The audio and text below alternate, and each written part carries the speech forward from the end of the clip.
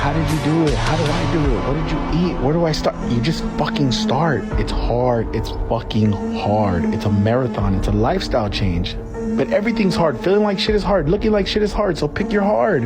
Understand that it's never going to be perfect. There's going to be setbacks. There's going to be failures. And the only way to succeed is every time you fucking fall, you get back up and grind again. At some point in most people's lives, health and fitness, or our relationship to food and our body image and self-confidence is something that we struggle with. I know for most of my life, it's something I've struggled with, and sometimes I still struggle with it. Since I started daily vlogging my fitness journey, I've had a lot of people ask me how I started, how they can get started, and to cover this topic. So I'm trying to do so while still being mindful of how sensitive this topic can be and just how different it is for everybody. So before jumping into this, I just want to remind you that while nothing is wrong with caring about how you look or how much you weigh, beauty and self-confidence go so much deeper than how we look on the outside. So you can care about how you look, but also make sure you care about how you feel. Weigh the impact that you have on other people, your contributions to this world, the joy that you have within you and that you give to others. Because beauty is more than just skin deep, and changing your health is more than just about changing your size. This is ultimately about how comfortable you feel in your body and in your skin at whatever size that may be for you. So I've tried to compile some tips for the purpose of this video and just to organize my thoughts and keep them as clear and concise as possible. I started my fitness journey just like you. I started and I stopped, and I started and restarted over and over again.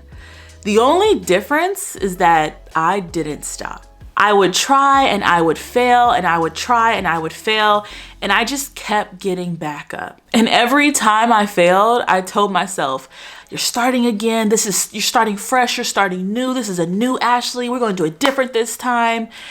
And although it was kind of nice to hype myself up that way, at the end of the day, when I started over, I wasn't ever really truly starting over. And when you think about it, that's really a blessing. Because whenever I fail and I've started again, I came back the second time with more knowledge. I came back with knowing the mistakes I made previously and what not to do this time. With failure comes growth. And I just kept trying and learning until it finally clicked. When I look back on the Ashley, the version of me that so desperately wanted to lose weight but kept coming short, that wanted to see change but it never seemed to make much change. Like when I look back on my mindset and who I was then, the main thing that's changed from then till now is the level of desperation. I used to be so consumed with weight loss, with food, with diet, with what I could eat and what I couldn't eat. I would go to bed thinking about what I was eating the next day, or with guilt for snacking on something I shouldn't have. I used to try to be very strict and completely overhaul my current diet and make drastic changes to the point where it wasn't enjoyable and I was eating things I thought I was supposed to, but that I didn't like. And this would just result in a cycle of me restricting food, then caving and binging the food. And it was a mess. It was a hot mess. And over time, what I've learned is that my intentions were just in the wrong place. I was doing things for the wrong reasons and dieting in a way that wasn't sustainable. I was trying to lose weight because I hated my body as opposed to trying to actively love it. And I really just needed that shift in my mentality. I needed to focus on loving myself as opposed to hating myself. And when it came to my diet, when it comes to your diet, if I can give you one tip, is that if you're trying to change how you're currently eating, if you know you need to make a change there, then take your time and make the changes small. Take it slow, be patient with yourself. You don't need to cut out a million different things. You don't need to say you'll never eat pasta again or never eat pizza again. You don't need to be that extra. Make subtle life changes, and slowly and over time, you'll notice a difference. Did I need to change my diet in order to see a change in my physique? Yes. Did I need to completely cut out all of the foods that I like and eat chicken and broccoli forever? No. So I would encourage you to start small. Slowly restrict on some things like sugar and super fatty foods you know are not going to be helping you. Do things like learn how to cook a healthy dish or two that you actually enjoy. Or if there's a food that you love to eat and you love to order it out, learn how to prepare it and cook it at home. Learn some healthier alternatives. Swap out your soda for some water. Limit your sugar intake just a little. Slowly make these changes and reductions. And most importantly, give your body time to adjust to these changes. Slowly changing my diet and limiting my sugar intake really taught me how to better listen to my body. I started knowing what felt best for me and how certain foods would impact my body and my energy. Like, you really start noticing how different foods can make you feel. For example, when I first started my fitness journey years and years and years ago, one of the first things I did was cut out soda. I cut out soda. I started swapping it for water because I didn't want to drink my calories, and that is still a good tip. But the point of me cutting out the soda was after a while, after my body got over the cravings of it, my body got used to the lower sugar levels that I was consuming. After a bit of time, if I would ever have soda again, just to have a little bit, I would start noticing how bloated and gassy it made me feel. I would notice the sugar crashes and I'd get headaches. And at that point, after cleansing my system of it and then slowly starting it again, noticing how bad I felt, it became so much easier to just opt in and pick the water over the soda. Nowadays, and even years ago, since this was at the very start of the journey, it has become so easy to just choose water, or so easy to ignore soda or any other type of drinks that really isn't water. I still have them sometimes, they still taste good, but it's much easier to not have it in excess because I just don't like how it feels. And that's what's crazy about this, is that for so long when I was at my unhealthiest, I used to think that people that were naturally fit and naturally slim, that they always had to deprive themselves and live a life where they couldn't eat the good foods. But the crazy thing is that is not true. And what actually happens is once you cleanse your system and once you find foods that not only taste good, but make you feel good, you naturally start wanting those things. So there is no feeling of deprivation or feeling like I can't have this or that, when what you naturally want just tends to be healthier anyway. And you can still eat the good stuff, but you just eat it a lot less because you also know how it makes you feel. Like, you just naturally don't want it as much anymore. And having that change happen in my taste buds, in my system, like having it happen to where now I'm naturally craving and wanting these other foods versus this one, is crazy. And it makes it so much easier, because it's not that healthy people or thin people or fit people are constantly making hard decisions. The choice doesn't become that hard when you actually know these make me feel better and they taste just as good. And this natural shift that happened, it happened to me with soda. It's happened now with a lot of other foods. So take your time, limit the amount of sugar. You don't have to cut it out completely, but limit it and just allow your body time to adjust to the new diets. And this now brings me to tip number 2. Find foods that you love and keep eating them. You don't need to eat foods you don't like to lose weight. I mean, think about it. What are the odds of you sticking to a meal plan or a diet if you aren't enjoying what you're eating? Like it's zero. It's zero. And trust me, I know the struggle of thinking all healthy food tastes bad, or I don't know any good healthy foods.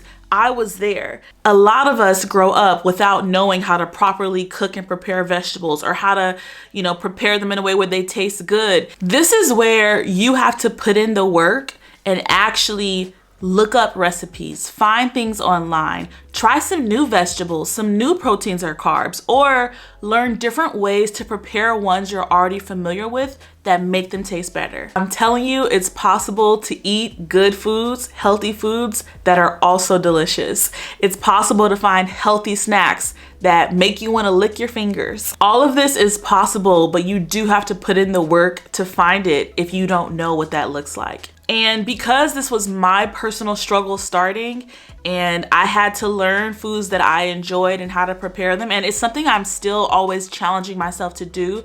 I'd love to assist and help you guys with that. Every time I do a what I eat in the day, or I show some foods that I like to make that help me hit my goals, people are always like, what's the recipe? What's the details? How did you cook it? Da, da, da, da, da, da. And so I was thinking, you know what, this could be something that I would love to help and assist people with. Put together a recipe book, do some like cook with me kind of videos with meal ideas, with all the calorie information, with how to get your macros and ideas for healthy proteins, fats, and carbs, and ways you can prepare them. Like, comment down below if you'd be interested in something like that. Give this video a like. Cause yeah, I'd love to prepare something for you guys to assist, because I know that struggle. But anyway, comment down below if you're interested in that.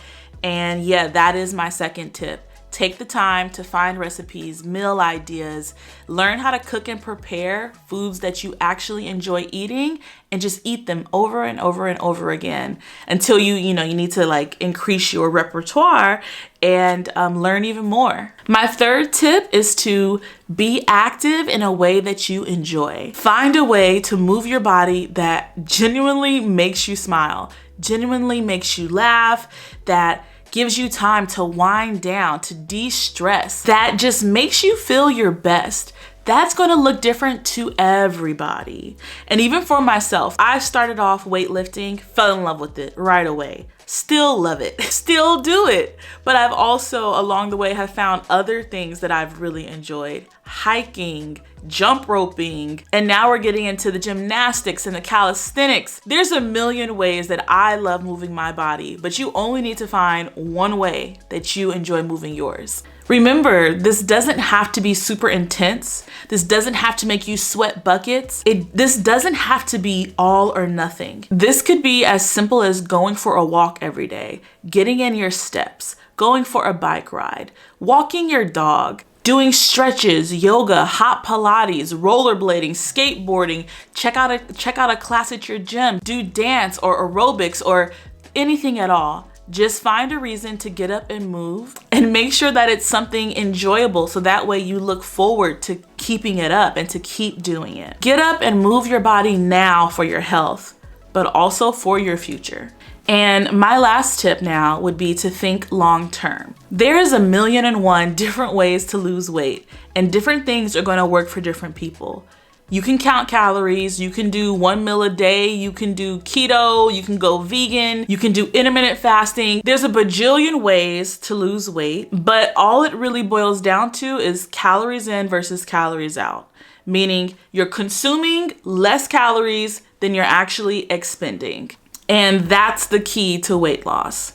And when I say think long term, I mean find a way that works for you and that you can keep up for the rest of your life. Now, you don't have to do it this way. If you want to crash diet and quickly drop 30 pounds because you're just gonna only eat, a piece of cheese every day, that's up to you.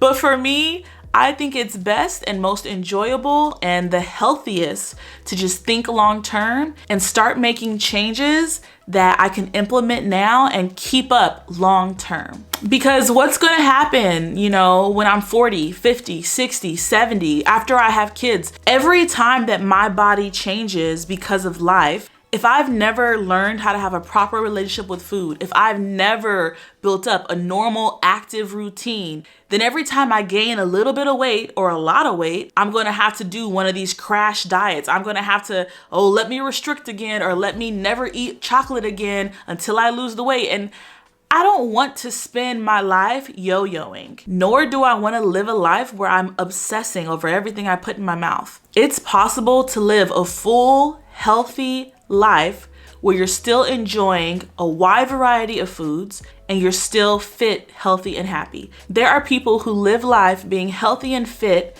and who can still enjoy their life. They aren't perpetually trying to lose weight or always having to diet and restrict. It's possible to learn how to have a healthy relationship with food and still enjoy life. So I'm putting in the work now, and I have been putting in the work over the past few years to just teach myself healthier mindsets surrounding food and surrounding fitness. I want to build habits that will last me a lifetime.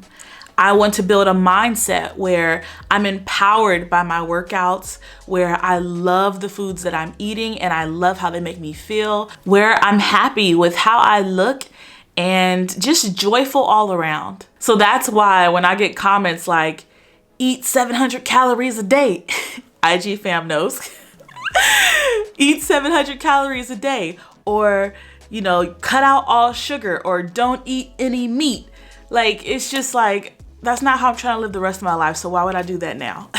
If I don't plan to live the rest of my life this way, then why am I practicing this now? Like, I trust myself to find balance, to learn what my body needs, and to learn what I need to do to maintain the size that I want. And there were times in the start where I did have to tell myself no, where I did have to restrict, only because I couldn't eat or consume these things without going crazy. But after learning some self-discipline, after cleansing my system and seeing my taste buds change, like, there is nothing that I avoid or that I cannot eat right now. And I just hope that that continues and it only gets better going forward. Anyway, I hope this video was helpful.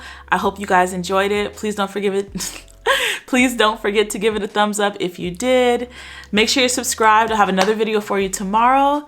And thank you so much for watching. And I hope that you remember that beauty is more than just skin deep. Nothing is wrong with wanting to improve and wanting to work on yourself and make changes, but do it because you love your body. Do it for the future that you want.